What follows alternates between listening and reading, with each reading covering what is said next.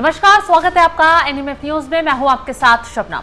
आज महाराष्ट्र से 3 बड़ी खबर आपको बताएंगे जिन्होंने उद्धव ठाकरे के खेमे की नींद उड़ाकर रख दी है। कांग्रेस और शरद पवार को भी बड़ा झटका दे दिया है। दरअसल एक तरफ 6 सांसदों के पार्टी को औपचारिक रूप से अलविदा कहने पर उद्धव ठाकरे परेशान हैं। दूसरी तरफ बड़ा खेला हो गया है। उद्धव ठाकरे ने पार्टी की एक बड़ी बैठक बुलाई। इन सांसदों के जाने के बाद मीटिंग में पार्टी के 3 एमएलए, 1 एमएलसी गायब बताए जा रहे हैं। इस बात को लेकर गहमागहमी चल ही रही थी, मंथन चल ही रहा था। उद्धव ठाकरे परेशान ही थे। हालांकि सफाई दी गई कि ये लोग बीमार थे या फिर अपने किसी काम की वजह से ये बैठक में नहीं आ पाए। कयास लगाए जाने लगे कि क्या उद्धव ठाकरे के अब विधायक और एमएलसी भी पाला बदलने की तैयारी में है। लेकिन इसी बीच तीसरा बड़ा झटका उद्धव ठाकरे को तब लगा जब महाराष्ट्र विधान परिषद चुनावों के नतीजे सामने आ गए। जी हां, सत्ताधारी महायुति गठबंधन ने इस बार फिर से शानदार जीत हासिल कर ली है। यानी एक बार फिर एनडीए ने जीत का झंडा महाराष्ट्र में गाड़ दिया।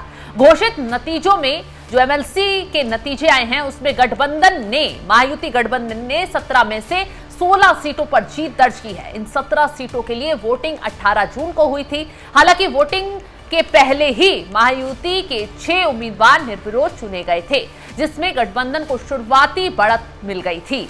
तो बीजेपी को सबसे ज्यादा इस चुनाव में फायदा हुआ है। और आपको बता दें कि 11 सीटें बीजेपी के पाले में गई है। यानी इस एमएलसी चुनाव में सबसे बड़ी पार्टी जीतकर बीजेपी ही बनी है, जबकि शिवसेना शिंदे गुट ने 3 और नेशनलिस्ट कांग्रेस पार्टी यानी अजीत पवार की एनसीपी ने 2 सीटें हासिल की हैं। तो ये बहुत बड़ी खबर महाराष्ट्र से आपको बता रहे हैं कि एक तरफ उद्धव ठाकरे के खेमे में खेला चल रहा था, एक के बाद एक नेता बागी हो रहे हैं। उद्धव ठाकरे परेशान हैं, संजय राउत लगातार बौखलाए हुए हैं। आदित्य ठाकरे जाने वाले सांसदों को, नेताओं को गद्दार कहकर संबोधित कर रहे हैं। गहमागहमी मची हुई है। लेकिन इससे बीच एमएलसी चुनाव के नतीजों ने उद्धव ठाकरे की जमीन हिलाकर रख दी है। सिर्फ नासिक की सीट ही महायुति के आधिकारिक उम्मीदवार के खाते में नहीं गई। यहां निर्दलीय उम्मीदवार और बीजेपी के बागी गोकुल गीते ने शिवसेना के उम्मीदवार नरेंद्र दराड़े को हराया है। गीते की जीत को इस निर्वाचन क्षेत्र में शिवसेना के लिए एक बड़ा झटका माना जा रहा है।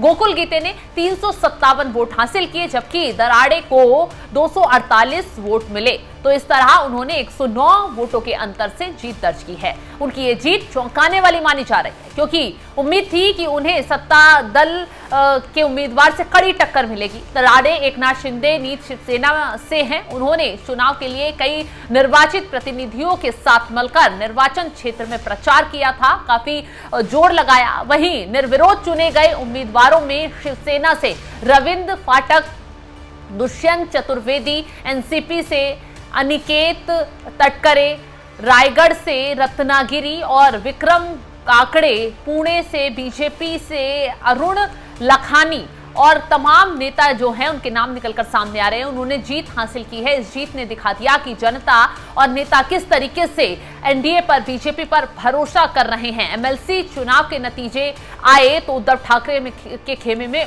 और ज्यादा खलबली इस वक्त मची हुई है, क्योंकि उद्धव ठाकरे अब समझ नहीं पा रहे आगे पार्टी को कैसे बढ़ाएं और जनता का कैसे विश्वास जीते, नेताओं का कैसे विश्वास जीते। और इन नतीजों ने महायुति की स्थानीय स्वशासन संस्थाओं में महायुति की स्थिति को और ज्यादा मजबूत कर दिया है। राज्य में होने वाले आगामी चुनावों से पहले इस जीत ने आगे का रास्ता साफ कर दिया है। बड़ी राजनीतिक बढ़त के तौर पर इस जीत को देखा जा रहा है, क्योंकि इस जीत के जरिए आगे की राह और आसान हो गई है।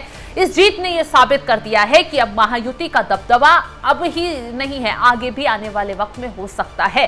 तो इस जीत ने विपक्षी खेमे में खलबली मचा दी है। तो वहीं बीजेपी सबसे ज्यादा जश्न में डूबी हुई है, क्योंकि सबसे ज्यादा जीत एमएलसी चुनाव में बीजेपी के ही उम्मीदवारों की हुई है। फिलहाल जो नतीजे महाराष्ट्र से निकलकर सामने आए हैं उनको लेकर आप क्या कुछ राय रखते हैं, कमेंट बॉक्स में जरूर बताइएगा। और तमाम बड़ी खबरों की अपडेट के लिए आप हमारे साथ जुड़े रहें। नमस्कार।